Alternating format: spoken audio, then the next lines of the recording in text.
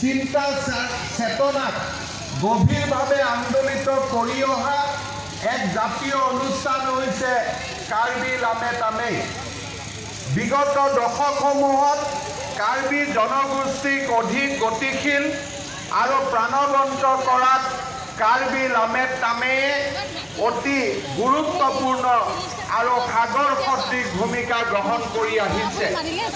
কাৰ্বি জনগোষ্ঠীৰ গুৰিয়াল সদৃশ এই জাতীয় অনুষ্ঠানৰ অধিৱেশনত আজি মই উপস্থিত থাকিবলৈ পাই অত্যন্ত গৌৰৱ অনুভৱ কৰিছোঁ। পাহাৰ ভৈয়াম উভয়তে বসবাস কৰা কাৰ্বিসকল অসমৰ অন্যতম পুৰণি জনগোষ্ঠী।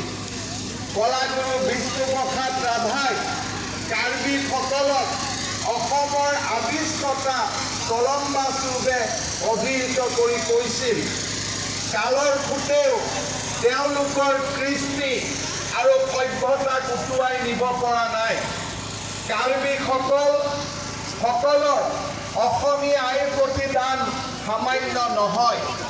উচ্ছৃংখল প্ৰকৃতিৰ কোলাত অতিকায় মহাবলী হিংস্ৰ জীৱ জন্তুৰ মাজত একমাত্ৰ অস্ত্ৰ বল শিলৰ সম্বল লৈ ঘূৰা সামান্য সাহৰ কথা নহয়। সেই সাহ আছিল এই কাৰ্বিসকলৰ।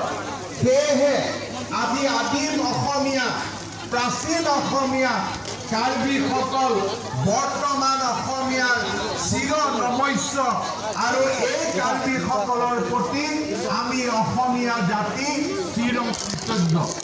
এই কথা কলাগুৰু বিষ্ণুপ্ৰসাদ ৰাভাই তেওঁৰ ভাষণত উল্লেখ কৰি থৈ গৈছিল।